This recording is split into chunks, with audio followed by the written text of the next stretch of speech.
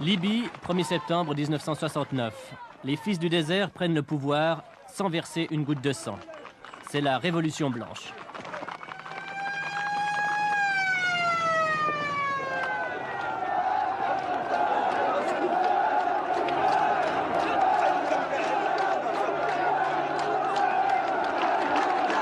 À leur tête, un fils de nomade âgé de 27 ans devenu officier, Mouammar el-Kadhafi.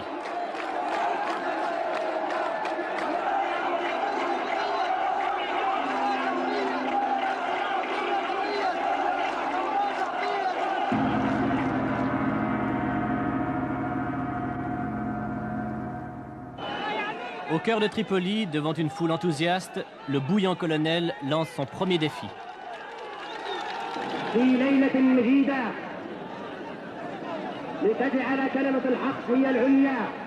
La révolution se réclame à la fois du socialisme et de l'islam.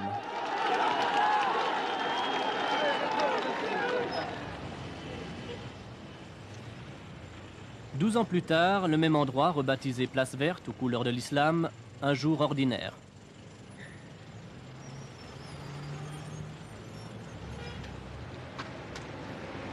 Une prospérité économique évidente, une atmosphère à première vue paisible.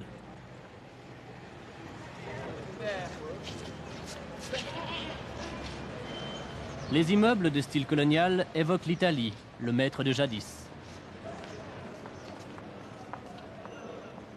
Mais partout sur les murs, affiches et slogans vous rappellent que vous avez pénétré dans l'un des hauts lieux de la Révolution mondiale.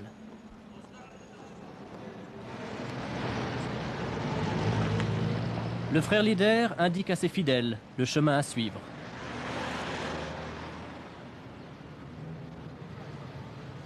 L'exemple volontaire du chef est là pour ranimer l'ardeur d'un peuple qui a pris l'habitude de considérer avec fatalisme le temps qui passe. Si une chose ne se fait pas aujourd'hui, elle se fera demain, Inch'Allah, si Dieu le veut.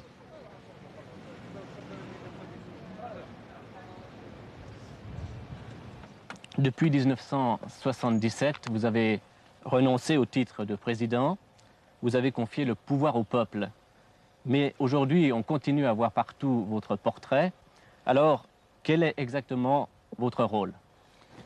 هذا المعنى الذي أريد أن نحطمه هو هذا يعني هذا المعنى التقليدي أن الصور الحكام مفروضة على الناس تعلقها ولكن اللي يجري هنا العكس. Cette conception traditionnelle que le chef de l'État officiel voit ses photos accrochées partout, que nous voulons détruire. C'est déjà ici, c'est le peuple qui gouverne. هذه الصورة ما هي بالأمر أو بقرار تعلق. Et cette photo هذه الناس اللي تريد أن تعلقها تعلقها. N'est pas affichée par un décret ou par une décision officielle. Les gens sont libres de le faire ou non. أنا شخصياً حارب في صورتي يعني ضد Et moi, personnellement, je combats ma propre photo. على حال أنا السلطة عند الشعب. Comme vous l'avez dit, le pouvoir est aux mains du peuple. Quant à mon rôle, à moi, il se limite à diriger la révolution, à guider la révolution et à inciter le peuple à la pratique révolutionnaire. C'est sous la tente que Mouammar Kadhafi nous a reçus, à la manière des Bédouins.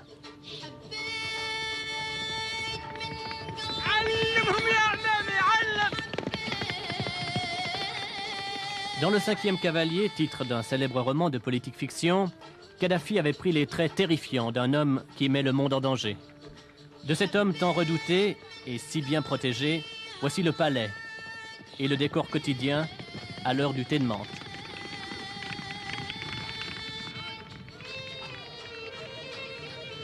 Ce nouveau prophète mène une vie austère.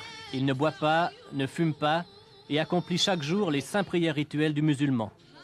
Pour une certaine jeunesse dans le monde arabe et au-delà, c'est un penseur, un visionnaire. Adoré ou détesté, pour tous il demeure une énigme. C'est après 36 ans de domination italienne et 18 ans de monarchie que la République a été proclamée par les jeunes officiers en colère. Le règne du vieux roi Idriss, mis sur le trône par les Anglais, est révolu. L'arabe devient seule langue officielle. Les églises sont fermées, l'alcool prohibé. Leurs terres et leurs maisons confisquées, les Italiens, au nombre de 25 000, doivent quitter le pays.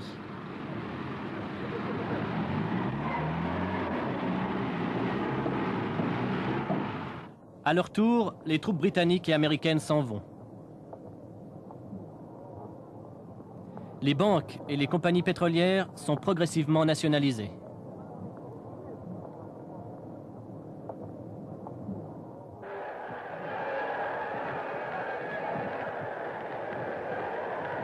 En politique étrangère, Kadhafi reprend à la mort de Nasser le vieux rêve de l'unité arabe.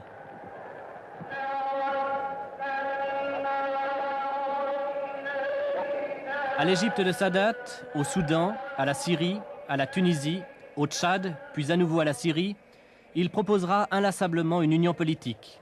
Mais chaque tentative se soldera par un échec.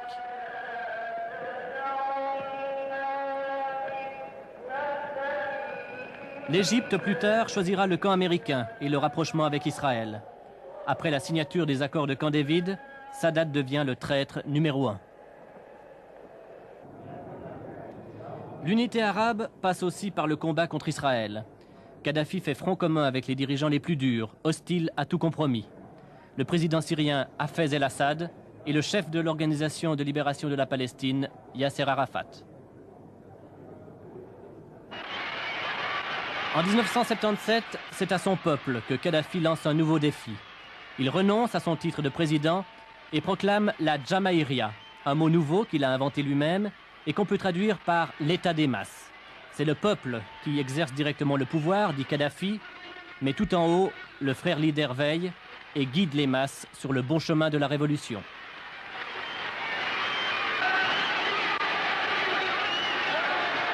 Admettez-vous qu'on exprime dans votre pays des opinions différentes des vôtres? Bien sûr, je l'admets personnellement en tant que personne. Mais il est difficile maintenant d'introduire des idées contraires au pouvoir du peuple qui est désormais dans les mains des peuples qui disposent et de la richesse et des armes et de la liberté dans ce pays. أولاً التسليم بأن تكون السلطة للشعب وبأن يقوم المجتمع الجماهيري. Mais dans l'acception de ce fait, c'est-à-dire le triomphe des masses populaires qui doivent disposer de toute leur destinée et de tout le potentiel du pays, tout le monde est libre d'exprimer toutes les idées qu'il veut. Mais que cela soit, donc, étant dans ce cadre, dans les congrès populaires de base. بهذا المجتمع الجماهيري الجديد كل واحد حر يطرح آراءه ولكن يطرحها في المؤتمرات الشعبية.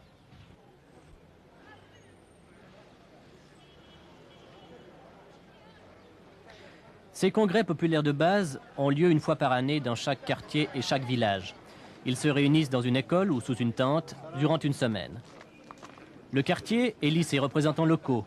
Chacun peut ensuite, s'il le désire, poser des questions ou exprimer des critiques aux responsables des affaires publiques.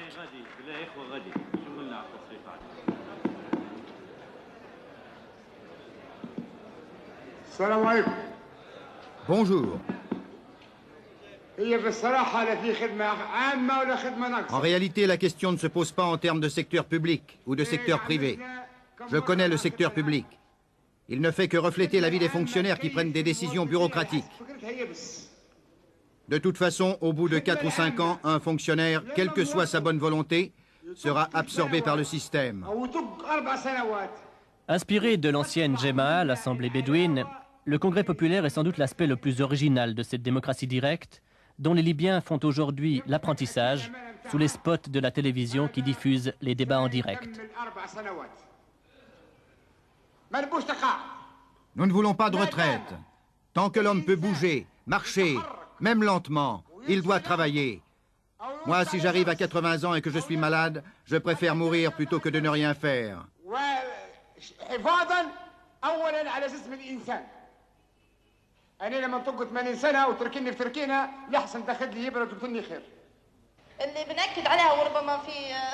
Un autre point sur lequel je voudrais insister, c'est celui du travail des étudiants. Il a été décidé que pendant leur formation, les étudiants doivent contribuer à l'effort national par le travail. Malheureusement, la majorité d'entre eux est dirigée vers l'administration. Ceci n'est pas satisfaisant. D'abord parce que ça désorganise le fonctionnement des administrations et ensuite parce que c'est un travail qui n'est pas productif. Alors je suggère que nous, étudiants, nous soyons affectés à des tâches productives.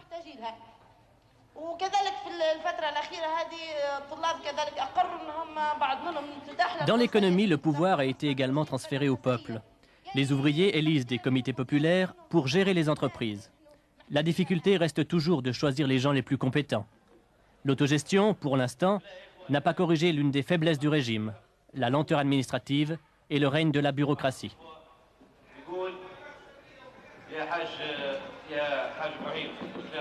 Tout membre d'un comité populaire doit appartenir à l'Union socialiste arabe, seule organisation politique reconnue. Les autres partis sont interdits.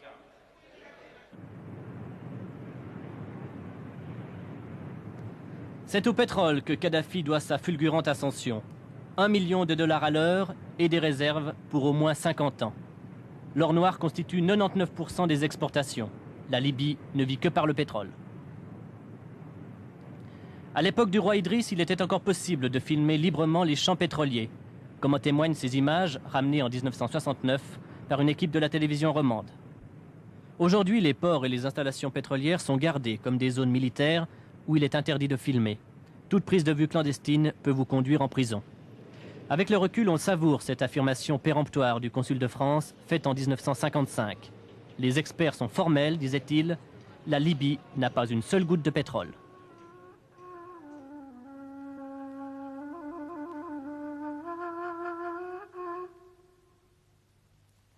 Vaste comme 4 fois la France, le pays ne compte que 3 millions d'habitants, répartis pour la plupart sur la côte, dans les zones cultivées. Au-delà, c'est le désert, un désert immense, sans fin que les grandes puissances avaient abandonné, l'estimant inculte et sans ressources naturelles.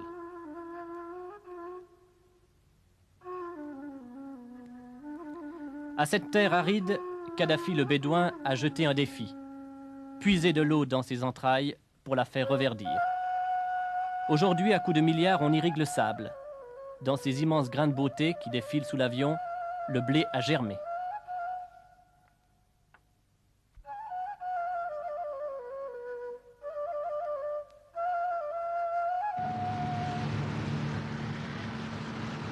À l'aide de la technologie américaine, on fait 2 récoltes par année. Mais le blé produit revient pour l'instant plus cher que celui qui est acheté à l'étranger. Peu importe, il faut coûte que dans 10 ou 20 ans, le pays se suffise à lui-même.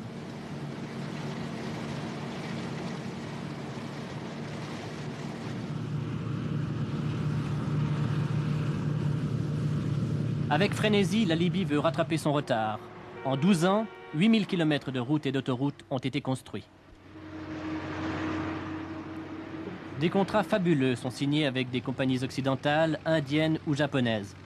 Tripoli a l'allure d'un immense chantier où poussent comme des champignons les grands hôtels qui accueilleront les délégations africaines, arabes ou révolutionnaires qui se bousculent dans la capitale.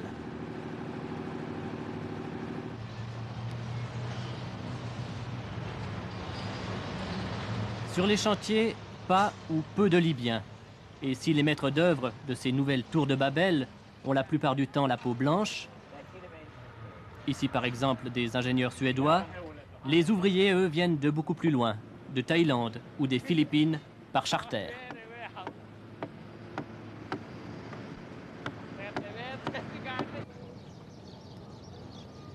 Les bidonvilles, cette lèpre des agglomérations du tiers-monde, ont totalement disparu. Les gourbis ont cédé la place à des quartiers de HLM.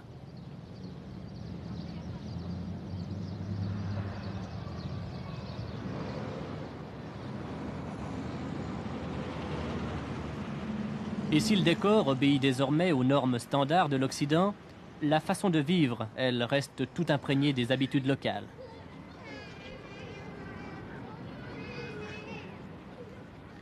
C'est le méchoui qui annonce toujours les festivités, et quand un Libyen vous annonce fièrement « j'ai 3 enfants », cela veut dire qu'il a 3 fils.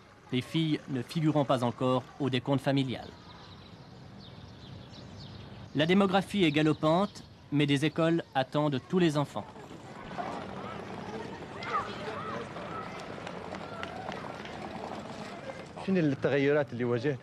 Qu'est-ce qui a changé pour vous en passant du gourbi à l'appartement?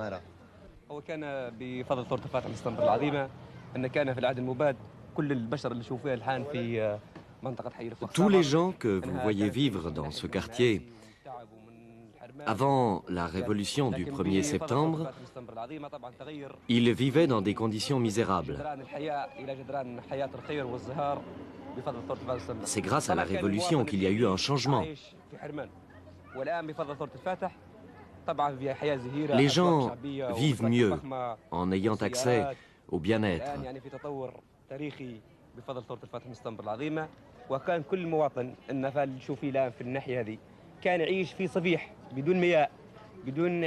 Avant, le Libyen vivait dans le besoin. Aujourd'hui, ses conditions de vie se sont beaucoup améliorées, avec des logements convenables, des supermarchés et des automobiles. L'éloge du régime est permanent, les mérites de la révolution constamment répétés devant l'étranger ou l'inconnu. La critique ne s'exprime que sous forme de plaisanterie et de préférence en italien ou en anglais. Prudence, les murs ont parfois des oreilles. L'économie reste vulnérable. Tout dépend du pétrole, donc de l'étranger. Depuis l'an passé, l'avenir s'est assombri. Les pressions américaines et la baisse du prix de l'or noir ont conduit à l'annulation de grands projets. La prospérité de votre pays est bâtie sur le pétrole. Si les revenus pétroliers diminuent, pourrez-vous poursuivre et renforcer le développement économique et social du pays? طبعا لا نستطيع أن ننمي بلادنا ونطورها في الحقيقة إذا تضررت ثروة النفط التي نعتمد عليها. Bien sûr que nous ne pouvons pas continuer à développer notre pays comme nous l'entendons si notre patrimoine pétrolier est touché à ce point. C'est en fait ce que l'administration américaine veut à notre peuple, qui est un peuple libre. Elle veut que son développement soit réfréné. Elle veut l'empêcher de s'industrialiser.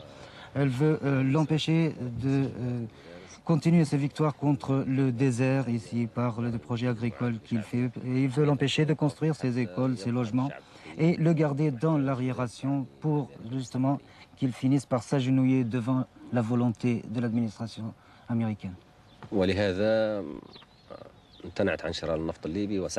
C'est pour cela que l'administration américaine a stoppé ses importations de pétrole libyen, a retiré ses compagnies pétrolières de Libye. Elle a également empêché l'exportation de matériel pour les champs pétroliers en Libye et a perpétué des pratiques absolument inhumaines et même d'un comportement primitif, je dirais, contre ce petit peuple libyen, ce peuple qui ne veut que développer ses ressources et sortir de l'arriération.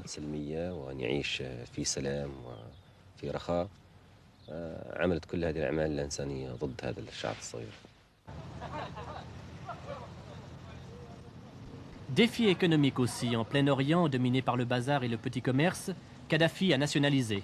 Étincelant, les supermarchés s'élèvent, fleurons du régime.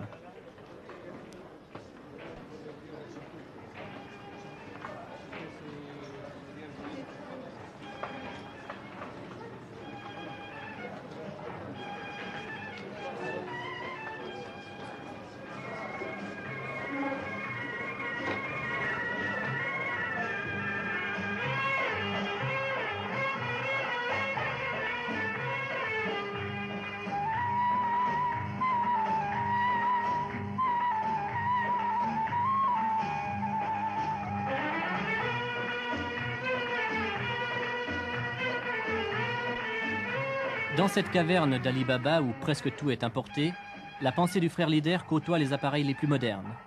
Alléché par les prix, on vient de loin pour se ravitailler.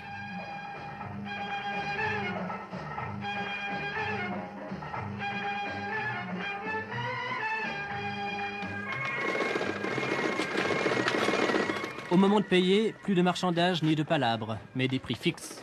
Les vieilles habitudes sont bousculées.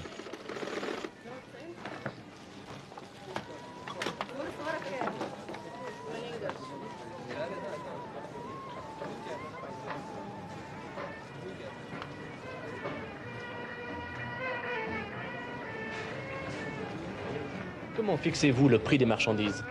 c'est fixé par la société nationale. C'est pas à nous, c'est nous, on est là pour vendre juste la marchandise. On n'a pas à fixer de prix. Mais pourquoi est-ce que ces marchandises paraissent bon marché? Bon marché parce que c'est le prix fixé par le gouvernement, si on veut dire, par comment dirais-je, le ministère de l'économie nationale. Est-ce que certains produits sont subventionnés? Oui, oui, exactement. Et lesquels, par exemple? Le sucre, par exemple, le café, le thé, les vêtements, la plupart des produits. La dernière étape de la révolution économique a été de supprimer le commerce privé. Dans le commerce privé, il y a la notion de responsabilité privée, de responsabilité personnelle, qui disparaît lorsque c'est l'État qui prévoit tout et qui fait tout. Ne craignez-vous pas de faire de votre pays un pays de fonctionnaires? Ceci est un fait dans le régime communiste dont vous parlez, dans le régime marxiste. Ici, c'est un régime des masses, un régime jamaïen qui est différent. Il n'est pas capitaliste, mais pas communiste non plus. Les commerçants qui étaient dans le privé, dans le temps, ne se sont pas transformés en fonctionnaires d'État. Ils ont été transférés dans des secteurs productifs, mais sans exploitation de l'un à l'autre. Et de toutes les manières, le commerce est un aspect d'exploitation qui doit disparaître. Si nous voulons créer une société épurée de toute exploitation et égalitaire.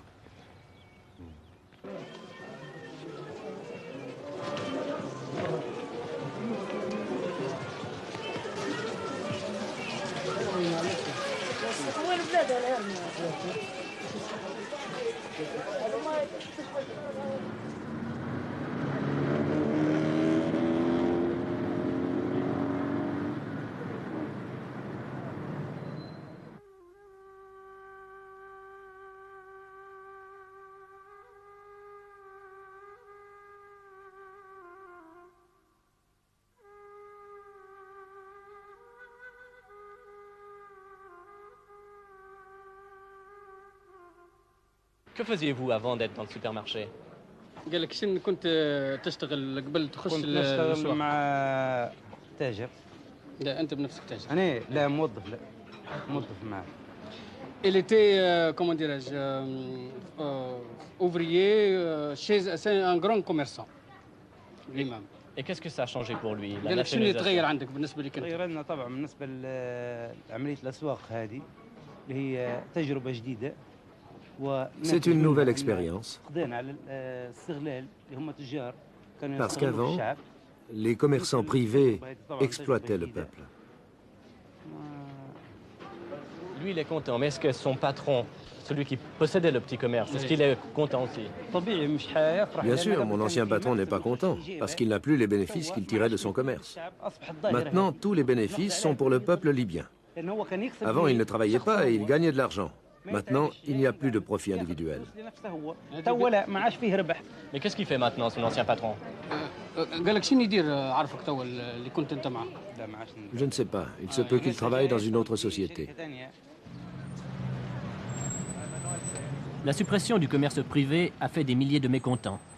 De même, la réduction autoritaire des salaires les plus élevés a suscité la grogne des hauts fonctionnaires et des cadres.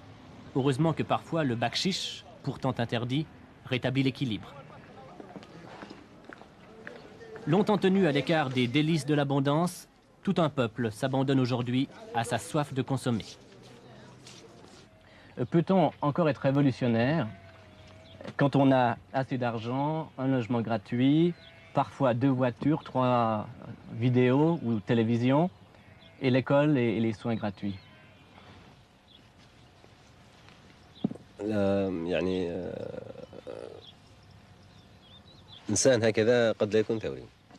En effet, un homme avec ces données peut ne pas être révolutionnaire.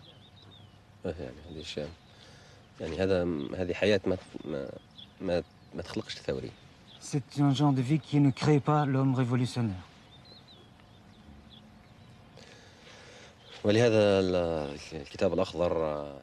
C'est pour ça que le livre vert est un livre valable dans un pays pauvre, dans un pays qui souffre de la pauvreté, qui souffre du chômage, qui souffre du fait qu'il y ait des millions d'exploités et d'exploitateurs et de réactions dans ce pays.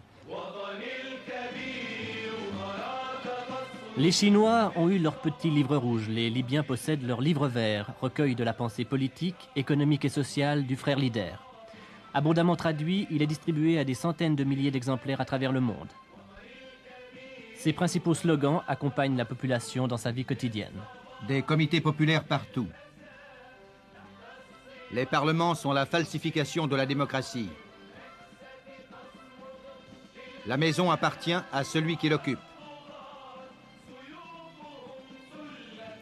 Être maître de ses besoins pour être libre. Défi aux idéologies, Kadhafi impose à cette société tirée du Moyen-Âge et qui fait irruption dans le XXe siècle, un code de conduite vieux de 1400 ans, le Coran.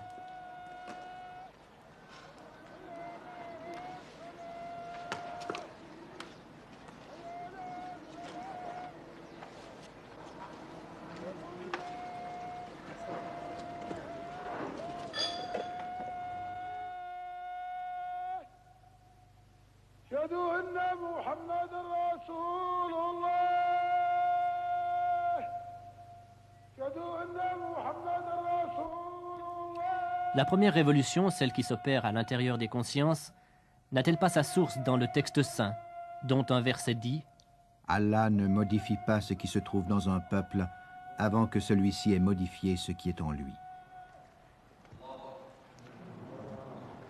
En 1971, la loi islamique est rétablie.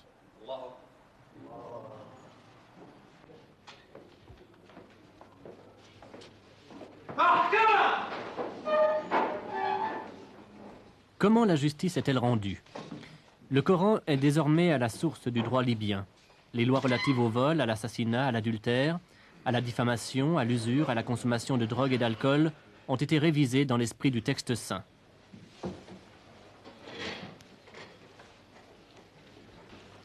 توفيق محمد مخلوف محمد علي عبد السلام الزيد محمد علي عبد السلام المحكمة تقرر التأجيل لجلسة يوم 19/5/82. L'organisation de la justice est placée sous l'autorité des comités populaires, mais les sentences ne sont jamais rendues par le peuple directement, toujours par des magistrats professionnels. لبيان ما إذا كان يعاني من مرض نفسي أو عقلي ومدى تأثيره على قوة الشعور والإرادة لديه حيث أفادني المكلف بالدفاع عنه بأنه يعاني من مرض نفسي وسبق له دخول مستشفى الأمراض النفسية والعقلية. Dans les procès pénaux et civils, les accusés sont défendus par des avocats, dont les cabinets ont été nationalisés.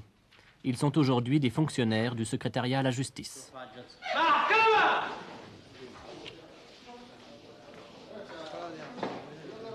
Lors de cette audience, plusieurs accusés reconnus non coupables des charges qui pesaient sur eux laissent éclater leur joie. La Libye a pris soin d'éviter les aspects barbares que comporte parfois la loi coranique. D'après le Coran, on doit couper la main d'un voleur. Est-ce que c'est pratiqué ici?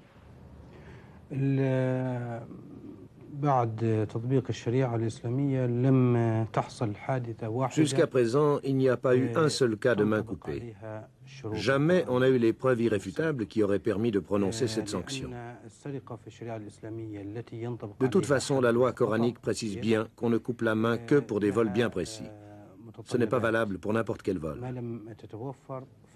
De plus, il faut deux éléments. Le premier, que le bien dérobé soit un bien public. Le deuxième, c'est que le voleur ne soit pas dans le besoin.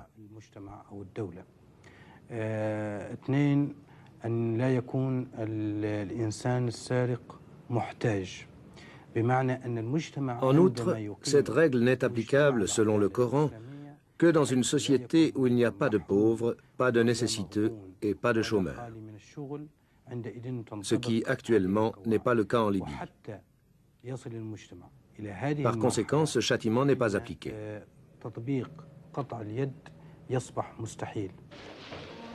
Dans ce régime où, selon la formule consacrée, le peuple a pris en main sa destinée, y a-t-il des prisonniers politiques? Il n'y a pas de prisonniers. Il y a quelques procès politiques en instance. Donc il confirme qu'il n'y a pas des gens en prison pour des délits d'opinion.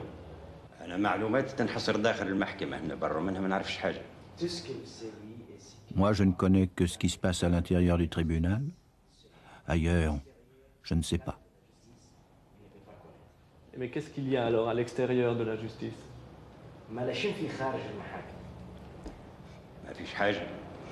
Pour moi, il n'y a que des dossiers. Lorsqu'il y a des dossiers, il y a des cas. Lorsqu'il n'y a pas de dossier devant moi, il n'y a rien.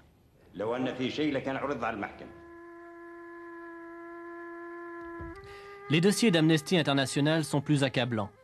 Durant la seule année 1981, l'organisation a œuvré en faveur de 74 prisonniers politiques. Ces inquiétudes ont porté essentiellement sur l'emprisonnement pour délit d'opinion, sur les exécutions et les meurtres extrajudiciaires. En 1976, 2 étudiants ont été tués à Benghazi. 2 autres ont été pendus l'année suivante dans la même ville. En 1981, 13 écrivains et journalistes auraient été condamnés à la prison à vie. Plusieurs décès ont été signalés. Ils seraient dus à la torture. Dès 1980, la chasse aux opposants s'étend hors des frontières. Rome, 21 mars 1980. Le corps d'un dissident libyen est retrouvé mort dans le coffre de sa voiture. Dans les 10 jours qui suivent, au moins 10 autres dissidents sont éliminés, comme Mohamed Mustafa Ramadan, journaliste libyen travaillant pour la BBC, abattu de 3 balles à la sortie de la mosquée à Londres. Le pistolet utilisé lors de l'attaque a été fourni aux Libyens par un ancien agent de la CIA. Le 19 avril à Rome, un homme d'affaires libyen est abattu dans un café par 2 hommes armés. Il avait refusé de regagner son pays. Moins d'une semaine plus tard, à Londres, l'un des chefs de l'opposition en exil, un avocat libyen, est tué à la sortie de son bureau. À Bonn, le 10 mai, un ancien diplomate libyen est assassiné alors qu'il faisait ses courses un samedi matin. Le lendemain, à Rome, un homme d'affaires libyen discute avec 2 hommes au bar d'un hôtel lorsque l'un d'eux l'abat d'une balle dans la tête. À Londres, devant le bureau populaire libyen, des exilés manifestent contre les assassinats. Mais durant les 3 semaines qui suivent, il y aura cependant d'autres meurtres à Rome, Athènes et Milan.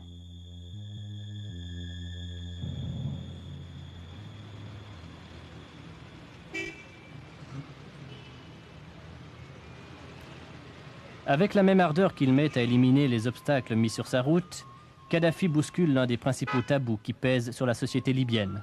La condition de la femme doit changer. C'est un défi qu'il lance cette fois-ci à la tradition. L'avènement du socialisme passe par l'émancipation de la femme.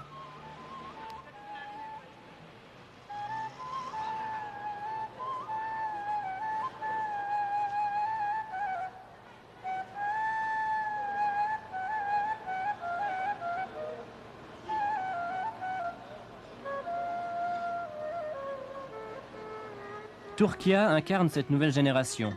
23 ans, infirmière, active dans des associations féminines. Elle a un enfant et vient de divorcer. Elle est retournée vivre dans sa famille.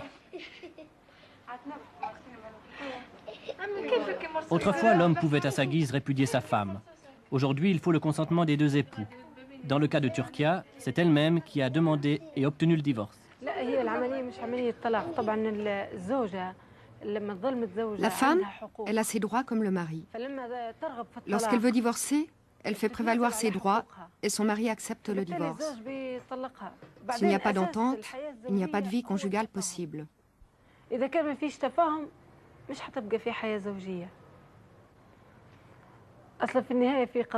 Au début, c'était une question d'engagement politique. Moi, je dois me consacrer à la révolution parce que j'y crois. Il faut ajouter que certains hommes, pas tous, traitent la femme comme une prisonnière du foyer. Dans leur esprit, elle ne doit s'occuper que des enfants et de la maison. Moi, en tant que femme, j'ai senti que j'avais un rôle à jouer dans la société. Je vois l'émancipation de la femme comme une récupération de son caractère humain, de possibilités qui ont été qui ont été prises de la femme par l'homme, justement, dans un but dominateur. Je vois cette libération de la femme non pas en lui octroyant ses droits, en lui offrant ses droits, mais par l'accès de la femme elle-même au poste de responsabilité et à la possibilité de récupérer ses possibilités et ses droits.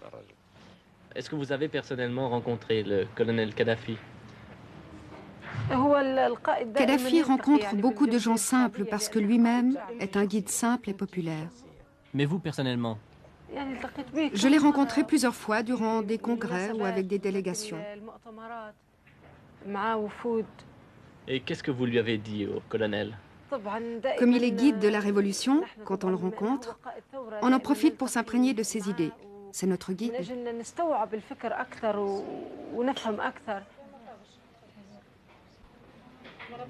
Et l'avenir? Comment cette militante fascinée par les idées du guide de la Révolution voit-elle son pays quand son fils aura 10 ans?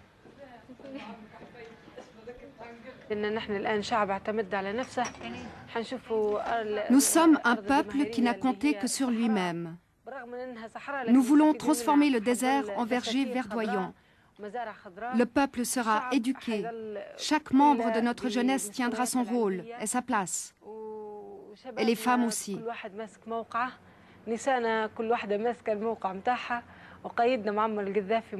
Notre guide sera toujours présent pour nous éclairer et pour assister aux réalisations.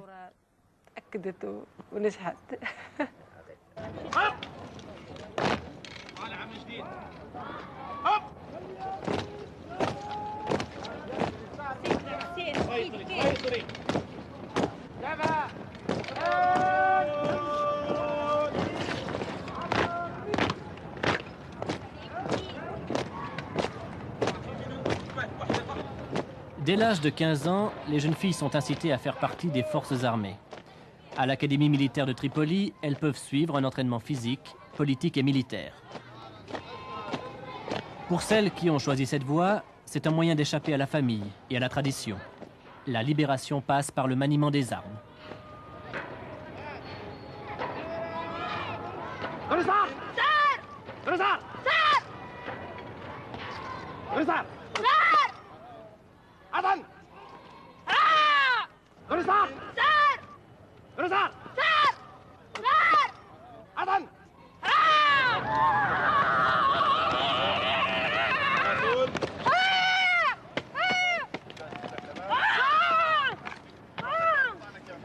Turkia, pourquoi est-ce que tu as voulu faire du service militaire?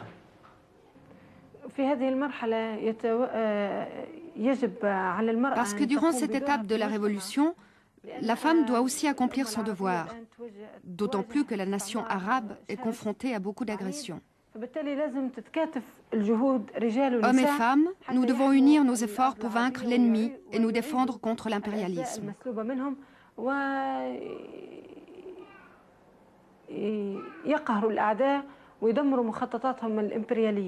Et qu'est-ce que tu as appris au service militaire? Est-ce qu'aujourd'hui tu pourrais tirer et tuer quelqu'un? Bien sûr. Ça pose pas de problème? Non, parce que je suis engagée. Où est-ce que tu étais au service militaire? Est-ce que tu peux raconter un petit peu la photo qui est derrière toi? Est-ce que je peux parler du Liban? Bien sûr. D'après ce que nous a appris notre guide, nous ne sommes pas des soldats. Nous n'avons pas de grade ni de fonction militaire. Nous sommes des jeunes engagés dans la révolution et dévoués aux idées de Kadhafi, qui cherchent la libération de toute l'humanité. J'ai donc répondu à l'appel et je suis allée au Liban, où j'ai rencontré des jeunes, comme moi, venus de tous les pays arabes, animés par le même esprit.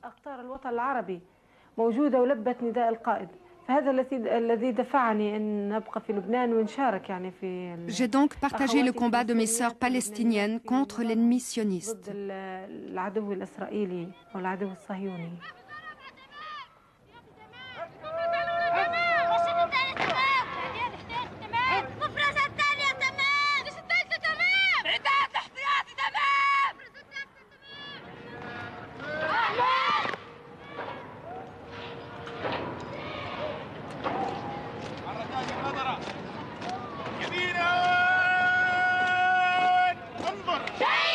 Derrière la gâchette, des visages aux physionomies diverses, qui trahissent parfois des origines lointaines.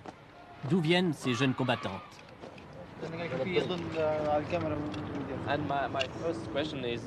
Une première question, de quel pays venez-vous?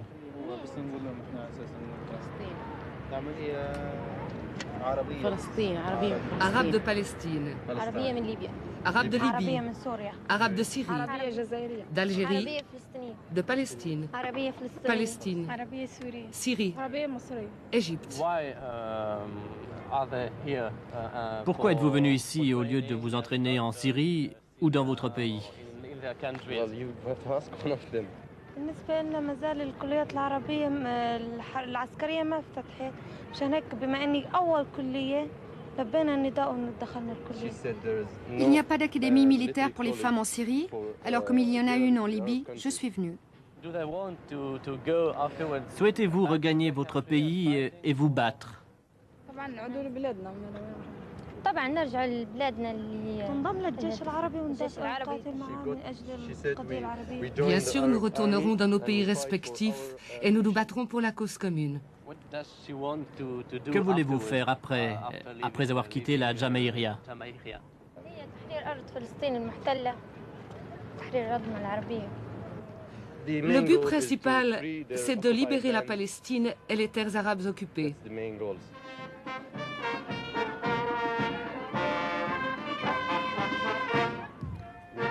À côté de cette caserne ouverte aux journalistes étrangers, il existe en Libye une vingtaine d'autres camps où sont entraînés, hommes et femmes, des militants de mouvements de libération venus du monde entier. Vous soutenez aussi activement de nombreux mouvements de libération à l'étranger. Quels sont-ils exactement? المقاومة الفلسطينية. La résistance palestinienne. حركة تحرير شعب ناميبيا. Le mouvement de libération de la Namibie. فقط يعني هذه الحركات اللي نساندها. C'est tout, ce sont les deux mouvements que nous soutenons. كنا نساند حركة تحرير أنغولا وموزمبيق. Nous aidions avant aussi les peuples angolais, mozambicains et les peuples de Guinée-Bissau, mais ce sont des peuples qui ont eu accès à l'indépendance, qui ont accédé à l'indépendance. C'est la résistance palestinienne qui a bénéficié le plus largement du soutien politique et financier du colonel.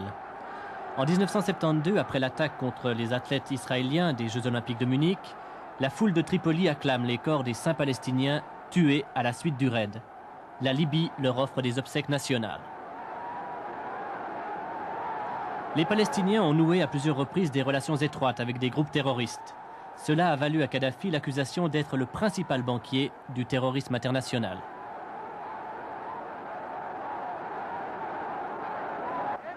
En Europe, on affirme que vous avez apporté votre soutien aux Brigades Rouges en Italie ou à d'autres groupes terroristes qui ne sont pas des mouvements de libération. Est-ce que c'est vrai? أولاً إيطاليا المعنية بهذا الموضوع موجود هذه المنظمة عندها ما تدعي على. Premièrement, l'Italie, qui est la première concernée par cette histoire des brigades rouges, n'a jamais soutenu une telle affirmation. Bien au contraire, elle a toujours dénié que la Libye ait quoi que ce soit à voir avec cette organisation des brigades rouges. وألمانيا وإسبانيا هذه الدول اللي بها منظمات تسمى إرهابية هي أيضا هذه الدول لم تتهم ليبيا إطلاقا. L'Allemagne et l'Espagne, qui ont aussi chez eux des mouvements dits terroristes, n'ont jamais non plus accusé la Libye. Quant à nous, nous n'avons aucun rapport avec de telles organisations. Il n'y a d'ailleurs aucune justification d'appuyer ou d'apporter un soutien quelconque à des organisations pareilles. نحن ندعم كفاح الشعوب من أجل القضايا العادلة التي تؤدي إلى السلم والحرية والرخاء. Nous soutenons les causes des peuples qui luttent pour des causes justes qui conduisent vers la paix et la prospérité dans le monde.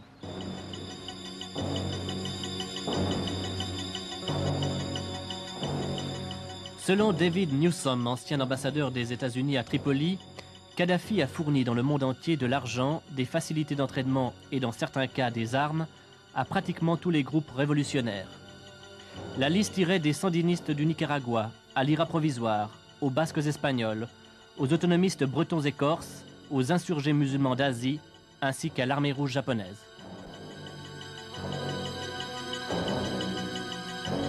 De même, selon la presse occidentale, il aurait financé la prise en otage des ministres de l'OPEP à Vienne en 1975, une action organisée par le fameux Carlos, qu'on voit ici à l'aéroport d'Alger. De plus, un ancien ministre libyen, Omar El Mehaïsi, assure qu'en 1976, la Libye disposait pour son action terroriste de fonds secrets s'élevant à plus de 500 millions de dollars.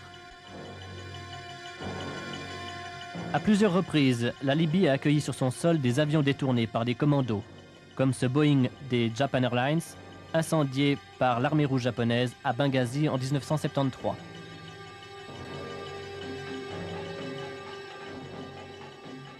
Si Kadhafi réfute les accusations relatives au terrorisme, en revanche, il ne fait pas mystère de sa politique africaine. Il appuie les mouvements anticolonialistes et favorise l'avance de l'islam. À 4 reprises, son armée est intervenue.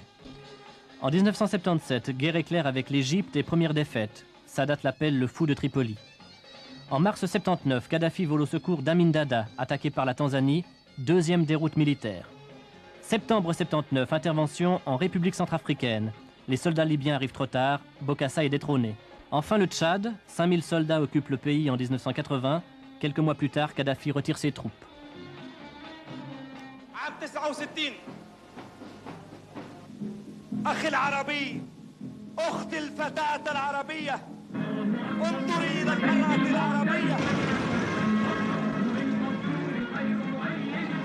Le bouillant colonel a-t-il l'intention de bâtir un empire dans les pays musulmans du Sahel?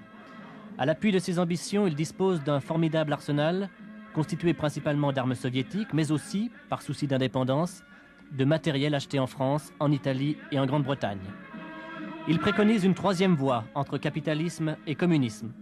Mais l'hostilité des États-Unis ne risque-t-elle pas de le précipiter dans les bras de l'Union soviétique?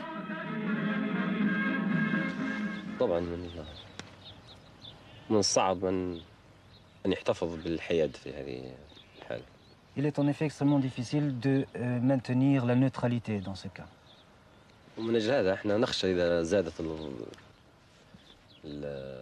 Et c'est pour cela que nous craignons, quant à nous, de voir une escalade de défis américains contre la Libye, de ce qui nous pousserait à nous allier ou nous ranger vers l'autre bloc. Bien que la Libye est neutre et continue à être à l'avant-garde des pays neutres luttant pour la paix dans le monde et pour faire de la mer Méditerranée une zone libre du nucléaire et un lac de paix, elle veut également encourager les courants d'échange, de relations amicales entre les deux rives de la Méditerranée. Elle veut aussi avoir des relations amicales et égalitaires avec les grandes puissances. Seulement, nous sommes confrontés à une politique agressive des États-Unis qui pourrait bien faire que la Libye revoie et revise ses positions. Telles sont les tribulations de la Libye nouvelle, mélange explosif de démocratie qui s'ébauche et de régime autoritaire dominé par un homme qui n'hésite pas à faire éliminer tous ceux qui se mettent au travers de sa route. À la tête depuis 13 ans d'un vaste laboratoire social où la manne pétrolière permet de tout imaginer, Mouammar Kadhafi rejette les modèles étrangers et puise son socialisme aux sources mêmes de l'islam. Nouveau prophète en quête d'absolu, ce fils du désert continue de lancer à son peuple et au grand de ce monde un défi permanent. Jusqu'où ira ce missionnaire qui prétend tracer la voie au bonheur de toute l'humanité? وفعلا الكتاب الأخضر يمثل إنجيل العصر والدليل على ذلك هو Je dis que le livre vert est les évangiles de l'ère moderne, de l'ère actuelle. La preuve en est la marée de l'avance populaire dans tous les pays, que ce soit en Amérique ou dans l'Occident. les masses populaires qui envahissent, qui finiront par engloutir les gouvernements, les armées, machines de guerre, pour arriver à un état où ce sont les masses qui tiendront le pouvoir, où le gouvernement disparaîtra complètement.